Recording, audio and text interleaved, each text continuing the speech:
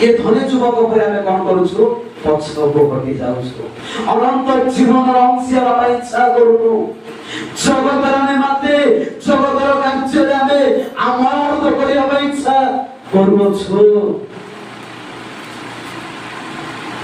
प्रिय ईश्वर मंडली आमे प्रभुकर सानिध्य तले प्रभुकर निकटवर्ती जदि सर्वदा रहिबा ताहे प्रभु हमको अनंत जीवन अधिकार देवे।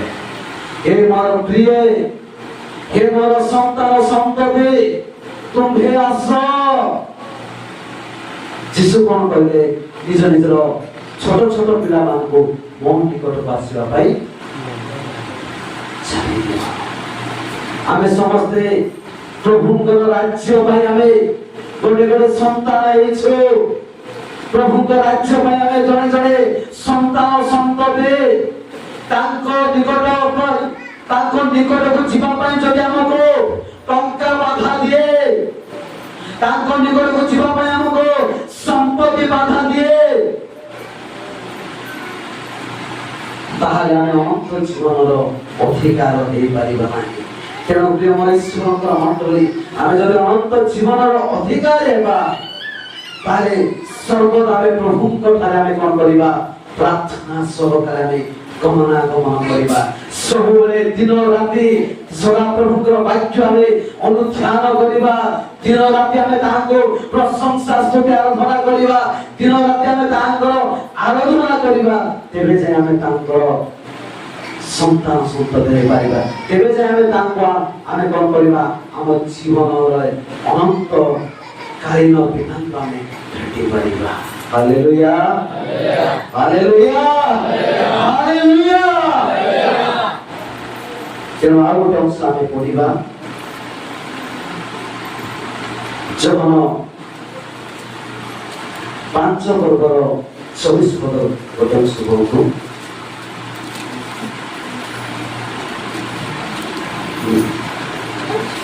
सत्य सत्य मु तुमମାନଙ୍କୁ कहूଅଛି ଯେ ମୋର ଭାଗ୍ୟ ଶୁଣେ सत्य सत्य मु तुमମାନଙ୍କୁ कहूଅଛି ମୋର ପ୍ରେରଣା କଥାକୁ ବିଶ୍ୱାସ କରେ जे सोना प्रभुଙ୍କର वाक्य ଶୁଣୁଛି ସେ ପୁଣି କାହାର ପ୍ରେରଣା କର୍ତ୍ତାଙ୍କର वाक्य ଶୁଣୁଛି ସେ ଅନନ୍ତ ଜୀବନ ପ୍ରାପ୍ତ ହୋଇଅଛି ଆଉ ସେ କାହାର ଜୀବନ अनंत जीवन प्राप्त होइछे पुनि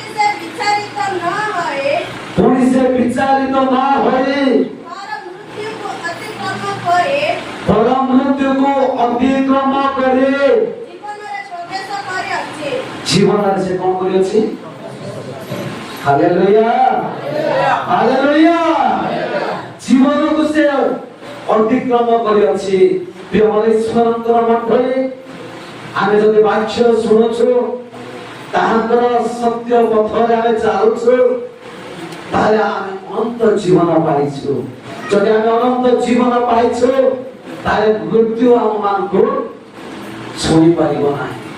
सेति बाय वाक्य रे रे मृत्यु काहे तोर जय मृत्यु पराजित हे जीव। हालेलुया हालेलुया मृत्यु पथ हारिबो जदि आमे ईश्वरर वाक्य सुनिबा जीशुक संघरे आमे चलिबा मृत्यु मध्य हारिबो से अनंत जीवनर अधिकार हेबा। किंतु जेते बेले जीशुक संघरे चलुथिले जीशुक सहित थिले आउ सेही मुहूर्तरे मध्य प्रभु से मानको सुंदर भाव शिक्षा देउथिले जे तुमे जदि मोर वाक्य सुनो मो संगे चलो आ जे प्रेरणा कर्ताकर वाक्य सुने से अनंत जीवनर अधिकारी हेबो। तेणु ईश्वरकर मंडली आसंतु आमे से परमेश्वरक सानिध्य रे दिन राति समय बितेबा दिन राति ताहांकर प्रार्थना करिबा। जदि आमे प्रार्थना करिबा नाही ताहांठारे आमे निवेदनर सहकारे चलिबा नाही ताहले आमे कोन हेबा मृत्यु हममानकु कोन करिबो ग्रास करिबो। ସେ ଯୁବା କମ କରି ସେ ଯୁବା ଭଳି ଆମେ ପଛକୁ ହଟିବା ନାହିଁ। ଯଦି ଆମ ମାନଙ୍କୁ ଆଜିର ମୋବାଇଲ ପଛକୁ ହଟାଇছে, ଯଦି ଆମେ ମୋବାଇଲରେ ପଢି ଆମେ ପ୍ରଭୁଙ୍କ ବାକ୍ୟରୁ ଆମେ ପଳାୟନ ହେଇଯାଇଛୁ, ଯଦି ସମ୍ପତ୍ତିର ଅଧୀନସ୍ଥରେ ପଢି ଆମେ ପ୍ରଭୁଙ୍କ ବାକ୍ୟରୁ ଆମେ ପଳାଇ ଯାଇଛୁ, ତାହେଲେ ସାବଧାନ ହେବା ଏକାନ୍ତ ଆବଶ୍ୟକ। ସତର୍କତା ହେଇ ଆମେ ଅନନ୍ତ ଜୀବନର ଅଧିକାରୀ ହେବା ପାଇଁ ଆମେ ଚେଷ୍ଟା କରିବା। ପ୍ରିୟମର ଈଶ୍ୱରଙ୍କର ମଣ୍ଡଳୀ, ଆମେ ଆମ ପାଖରେ ଅନେକ ଟଙ୍କା ଥାଉ, ଆମେ ବଞ୍ଚି ପାରିବା କି? ବଞ୍ଚି ପାରିବା କି? ଆମ ଠାରୁ ଅନେକ ଲୋକମାନେ ଅଛନ୍ତି, ରାଷ୍ଟ୍ରପତି ପାଖରେ ଅନେକ ସମ୍ପତ୍ତି ଅଛି, କିନ୍ତୁ ତା ଜୀବନକୁ ସେ ସୁରକ୍ଷା ଦେଇ ନପାରେ। ଜୀବନ ବଞ୍ଚେଇବା ପାଇଁ ରାଷ୍ଟ୍ରପତି ମାନେ କି ପ୍ରକାର ସୁରକ୍ଷା କରୁଛନ୍ତି କେବେ ଜାଣିଛନ୍ତି? ଯେ ତାଙ୍କ ପାଖରେ ଅନେକ ପ୍ରହରୀ ମାନେ ଅଛନ୍ତି, କିନ୍ତୁ ତାଙ୍କ ଜୀବନ ସେମାନେ ବଞ୍ଚାଇ ପାରିବେ ନାହିଁ, ତାଙ୍କେ ବଞ୍ଚାଇ ପାରିବେ ନାହିଁ। ପ୍ରିୟ ଈଶ୍ୱରଙ୍କ ମଣ୍ଡଳୀ, ଆମେ ଜାଣିଛୁ ବର୍ତ୍ତମାନର ଯୁଗର ଅନୁରୂପୀ ନ ହେଇ ପରମେଶ୍ୱରଙ୍କ ବାକ୍ୟରେ ଆମେ ସାବିତ ହୋଇକି ରହିବା ଏକାନ୍ତ ଆବଶ୍ୟକ। ପରମେଶ୍ୱରଙ୍କ ବାକ୍ୟରେ ଆମେ ଜଡ଼ିତ ହୋଇକି ରହିବା ଏକାନ୍ତ ଆବଶ୍ୟକ। ପରମେଶ୍ୱରଙ୍କ ବାକ୍ୟରେ ଆମେ ରହିଲେ ହିଁ ଆମେ ଅନନ୍ତ ଜୀବନର ଅଧିକାରୀ ହେବା। ଯଦି ଆମେ ତାଙ୍କ ସଙ୍ଗରେ ଯଦି ଆମେ ରହିବା ନାହିଁ, ତାହେଲେ ଅନନ୍ତ ଜୀବନ ଅଧିକାର ହେବା ନାହିଁ। ଯେ ମୁଁ ଗୋଟିଏ ଏକ୍ସାମ୍ପଲ ଦେବା ପାଇଁ ଚାହୁଁଛି, ଜଣେ ଏଇଭଳି ପୃଥିବୀରେ ଜଣେ ଲୋକ ଏ ପ୍ରକାର ଲୋକ ଥିଲା, ସେ କିଏ? ଜଣେ ପୃଥିବୀକୁ ଠଳମଳ କରିଦେଇଥିଲା, ପୃଥିବୀକୁ ଠଳମଳ କରିଦେଇଥିଲା। ଏବେ ଯୁବାମାନେ ଜାଣନ୍ତି ପୃଥିବୀରେ ଜଣେ ମାତ୍ର ଥିଲା ଯାହାଙ୍କ ନାମ ପପ୍ ଅଫ୍ କିଙ୍ଗର, ମାନେ କିଙ୍ଗ ବୋଲି ବିବେଚନା ହେଇଥିଲା।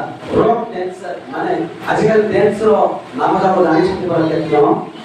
ପପ୍ ଡ୍ୟାନ୍ସର ଆଉ କଣ ରକ୍ ଡ୍ୟାନ୍ସର, ନାଇଁ କି? আচ্ছা, রক ড্যান্সার মানে রক ড্যান্স কিଏ କରୁଥିଲା ପୃଥିବୀରେ ଜଣେ ଜାଣିଛନ୍ତି? ପପ୍ ଡ୍ୟାନ୍ସ ମାନେ ଶୁଣିଛ ଯୁବକମାନେ? ପପ୍ ଡ୍ୟାନ୍ସ ମାନେ ଜାଣିଛନ୍ତି ନା? ପପ୍ ଡ୍ୟାନ୍ସର କିଙ୍ଗ କିଏ ଥିଲା? ରାଜା କିଏ ଥିଲା ସେ ଡ୍ୟାନ୍ସର? କିଏ ଥିଲା? মানে ଯେଉଁମାନେ ରକେଟ ଡ୍ୟାନ୍ସ କରିବା ପାଇଁ ପପ୍ ଡ୍ୟାନ୍ସ, ରକେଟ ଡ୍ୟାନ୍ସ, ସେଥିର ଜଣେ ରାଜା ଥିଲା। ସେ ରାଜାର ନାମ କଣ? Michael Jackson. ଜାଣିଛନ୍ତି ନା? ମାଇକେଲ ଜ୍ୟାକସନ ପୃଥିବୀକୁ ସେ କଣ କରିଥିଲା? ଦୋହଲେଇ ଦେଇଥିଲା। ପୃଥିବୀକୁ ସେ ଦୋହଲେଇ ଦେଇଥିଲା। ଏବେ ଯୁବାମାନେ ଜାଣିବେ, ସେମାନେ ଜାଣିବେ ସାରା ପୃଥିବୀକୁ ସେ କଣ କରିଥିଲା? ଦୋହଲେଇ ଦେଇଥିଲା। କିନ୍ତୁ ସେ ଲୋକ କଣ ଅନନ୍ତ ଜୀବନ ପାଇଥିଲା କି? ପୃଥିବୀ ସିନା ଜାଣିଲା, କିନ୍ତୁ ଈଶ୍ୱରଙ୍କର ବାକ୍ୟରୁ ସେ ବିଚ୍ଛିନ୍ନତା ହେଇଯାଇଥିଲା। ତାଙ୍କର ମୃତ୍ୟୁରେ ସମଗ୍ର ପୃଥିବୀ କଣ କରିଥିଲା? ଦୁଃଖ ପ୍ରକାଶ କରିଥିଲା। ପ୍ରିୟ ମୋର ଈଶ୍ୱରଙ୍କର ମଣ୍ଡଳୀ, ମୁଁ ତାହାଙ୍କର ଏକ୍ସାମ୍ପଲ କହିବାର ଭାବ ତ ଏହା ନୁହେଁ ଯେ, ମାନେ କହିବାର ଅର୍ଥ ଥିଲା ଯେ ସେଇଭଳି ଲୋକମାନେ ମଧ୍ୟ ନିଜର ଜୀବନକୁ ମାନେ ଅନନ୍ତ ଜୀବନ ପାଇପାରି ନାହାନ୍ତି। ସେମାନେ ଜଗତର କଣ ହେଇଛନ୍ତି? କାଦରେ ସେମାନେ ଲଟକି ଯାଇଛନ୍ତି। ତାଙ୍କର ସମ୍ପତ୍ତି ଏଭଳି ଥିଲା, ପୃଥିବୀରେ ଯାହା କାହାରି ପାଖରେ ନଥିଲା ସେଭଳି ସମ୍ପତ୍ତି ଲୋକ ତାଙ୍କ ପାଖରେ ସେ 12 ଜଣ ଡକ୍ଟରଙ୍କୁ ସେ ରଖିଥିଲା। କେତେ ଜଣ?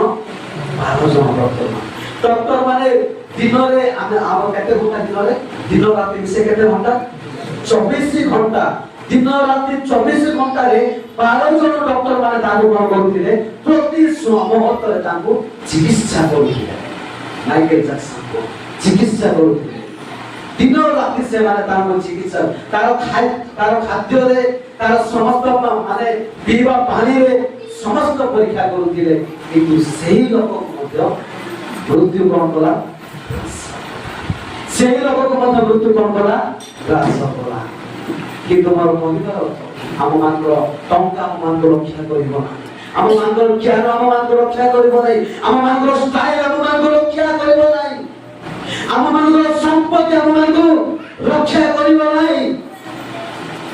ଅନନ୍ତ ଜୀବନର ଅଧିକାର ହେବା ପାଇଁ କେବଳ ଯୀଶୁଙ୍କ ପଥକୁ ଆମେ କଣ କରିବା? ବାଛିବାକୁ ପଡ଼ିବ। ସେଥିପାଇଁ ଲେଖାଯାଉଛି, ଗୀତରେ କୁହାଯାଉଛି, ଅନନ୍ତ ଜୀବନ ରହିଛି ଯୀଶୁଙ୍କ କ୍ରୁଶ।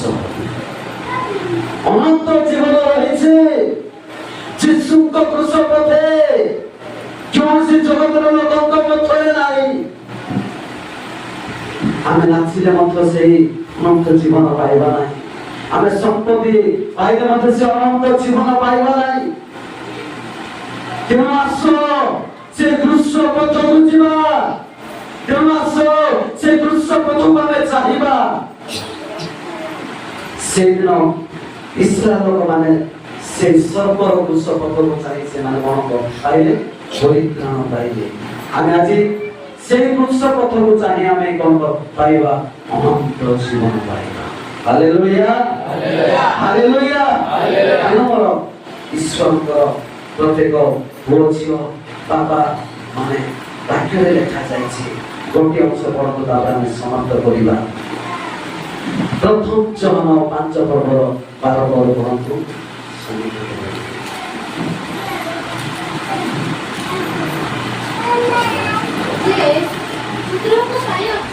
ସେ ପୁତ୍ରଙ୍କ ପାଇଁ ଅଛି। ସେ କଣ ପାଇଁ ଅଛି ଆଜ୍ଞା? କଣ ପାଇଁ ଅଛି ମା ମାନେ? ସେ ପୁତ୍ରଙ୍କ ପାଇଁ ଅଛି। ସେ କଣ ପାଇଁ ଅଛି? ଜୀବନ ପାଇଁ ଅଛି। ହଁ, ଆଉ ଯେ ଈଶ୍ୱରଙ୍କ ପୁତ୍ରକୁ ପାଇ ନାହିଁ ସେ ଜୀବନ ହିଁ ପାଇ ନାହିଁ। ତେଣୁ ମୋର ଈଶ୍ୱରଙ୍କର ମଣ୍ଡଳୀ, ଆମେ ପୁତ୍ରଙ୍କୁ ପାଇବା ପାଇଁ ହେଲେ, ପୁତ୍ରଙ୍କ ସଙ୍ଗରେ ଚାଲିବା ପାଇଁ ହେଲେ, ପୁତ୍ରଙ୍କ ସହିତ ଆମେ ଗମନାଗମନ କରିବା ପାଇଁ ହେଲେ ଆମେ ଦିନ ରାତି ତାଙ୍କୁ ପ୍ରାର୍ଥନା କରିବା। ଦିନ ରାତି ଆମେ ତାଙ୍କ ସଙ୍ଗରେ ଆମେ ଚାଲିବା। ତେଣୁ ହିତୋପଦେଶ 8:35 ମଧ୍ୟ ଲେଖାଯାଇଛି, ଯେ ମତେ ପାଏ ସେ କଣ ପାଏ? ଜୀବନ ପାଏ। ଯେ ମତେ ପାଏ ସେ ଜୀବନ ପାଏ।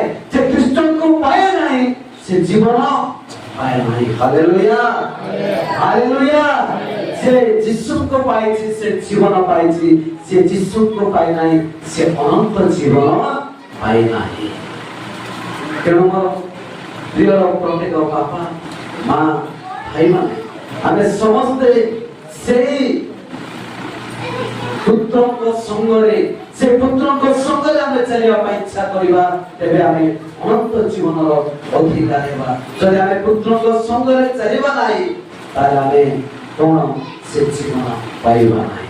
ପ୍ରଭୁ এই ପଠିତ ବାକ୍ୟ ଦେଇ, ଆଜିର এই ବାକ୍ୟ ଦେଇ ପ୍ରଭୁ ଆପଣ ମାନଙ୍କୁ ସେ କ୍ରୁଶ ପଥକୁ ନିଅନ୍ତୁ ଏବଂ କ୍ରୁଶର ପଥରେ ସର୍ବଦା ରଖନ୍ତୁ। ଯଦି ପ୍ରଭୁଙ୍କର ବାକ୍ୟ କହିବାରେ ଯଦି ଅନେକ ସମୟ ଯଦି ମୁଁ ନେଇଛି ତାହେଲେ ଆପଣମାନେ ମୋତେ କ୍ଷମା କରିବେ। ଯଦି ବାକ୍ୟ କହିବାରେ ଅନେକ ତ୍ରୁଟି ଅଛି ତାହେଲେ ଆପଣମାନେ ଯାହା ତ୍ରୁଟି ତାହାକୁ ଆପଣ ଛାଡ଼ି ଯାହା ଉତ୍ତମ ସେ ବାକ୍ୟକୁ ଆପଣମାନେ ଧରି ରଖିବେ। କହିବାରେ ତ୍ରୁଟି ଥିଲେ କ୍ଷମା କରିବେ। ଶେଷରେ ସମସ୍ତଙ୍କୁ ପ୍ରଭୁ ଯୀଶୁଙ୍କ ନାମରେ ନମସ୍କାର। ମୋ ପାଇଁ ପ୍ରାର୍ଥନା କରିବେ।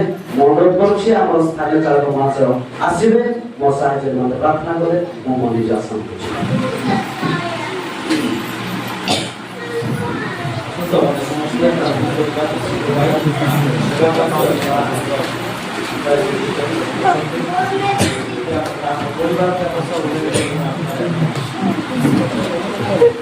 ধন্যবাদ দেউଛୁ তার মহান পরমেশ্বর প্রভুর সমরে আমার সঙ্গে দাস মুখ করে বাক্য আমাকে অনেক বিষয়ে ধন্যবাদ। এইভাবে প্রভু অনেক লোক মানে বিজাতি মহাপ্রভু অনেক দেশ গ্রাম নগর অଛନ୍ତି। এই প্রকার প্রভু সমাজরে শিক্ষা মধ্যে করে নেই প্রভু রাজ্য পাই দৃষ্টান্ত করে মেরি প্রভু যেতে জন মানে উপস্থিত উনি অনুপস্থিত দাস শুনিଛୁ তার মধ্যে বিশ্বাস করিব আমাদের অনন্ত জীবন পাইব। প্রত্যেক পুত্রে আশীর্বাদ তাঙ্কর পুত্র সন্তান তাঙ্কর মণ্ডলে যেতে প্রভু ଯୋଉ ସ୍ଥାନରେ ସେ ପ୍ରଭୁ କାର୍ଯ୍ୟ କରନ୍ତି, ପ୍ରଭୁ ଦରିଦ୍ରା ଗ୍ରାମରେ ପ୍ରଭୁ ଯେ ଶିକ୍ଷକ ମଧ୍ୟରେ ସେବା କାର୍ଯ୍ୟ କରୁଛନ୍ତି। ସେଥିରେ ମଧ୍ୟ ଅନେକ ପ୍ରତିବନ୍ଧକ ରହିଛି। ମନ୍ଦ ଦୋଷ ଆତ୍ମକୁ ମହିମା ପ୍ରଶଂସା ତ୍ରାଣକର୍ତ୍ତା ଯୀଶୁଙ୍କ ନାମରେ ଅଳ୍ପ ନିବେଦନ ମାଗି। ଶେଷରେ ପୁଣି ଥରେ ମୁଁ ଅନୁରୋଧ କରିବା ପାଇଁ ଚାହୁଁଛି ମୋ ପାଇଁ ଆପଣମାନଙ୍କର ବ୍ୟକ୍ତିଗତ ପ୍ରାର୍ଥନାରେ ମୋତେ ତୋଳି କରିବେ। ମୁଁ ପ୍ରାୟତଃ ଏମିତି ଚେଷ୍ଟା କରୁଛି ବିଭିନ୍ନ ସମାଜକୁ ଯାଇ ପ୍ରଭୁଙ୍କର ଶିକ୍ଷା ଦେବା ପାଇଁ, କିନ୍ତୁ ସମୟ ମୋତେ ସୁଯୋଗ ଦେଉନି। କେମିତି ମୁଁ ସୁଯୋଗ ପାଇବି ଶନିବାର ରବିବାର ମଧ୍ୟ କେମିତି ଯାଇକି ବିଭିନ୍ନ ସମାଜ ମାନଙ୍କରେ ଶିକ୍ଷା ଦେବି। ଏବଂ ମୁଁ କହିଲା ବେଳେ ମୋର ଆବାଜ ଆଗ ଅପେକ୍ଷା କିଛି ମୁଁ ବହୁତ କହିବା ପାଇଁ ଇଚ୍ଛା କରେ, କିନ୍ତୁ ମୋତେ ସେଇଭଳି ଆବାଜ ମୋର ମୁକ୍ତ କଣ୍ଠରେ ପ୍ରଭୁଙ୍କର ସ୍ୱର ଉଣାନ କରି ପ୍ରଭୁଙ୍କର ପ୍ରଶଂସା କରିବା ପାଇଁ, ପ୍ରଭୁଙ୍କର ବାକ୍ୟ କହିବା ପାଇଁ ଯେମିତି ମୁଁ ଶକ୍ତିଯୁକ୍ତ ହେବି, ସେଥିରେ ମୋତେ ଆପଣମାନେ ବ୍ୟକ୍ତିଗତ ପ୍ରାର୍ଥନାରେ ମୋତେ ତୋଳି କରିବେ। ଧନ୍ୟବାଦ।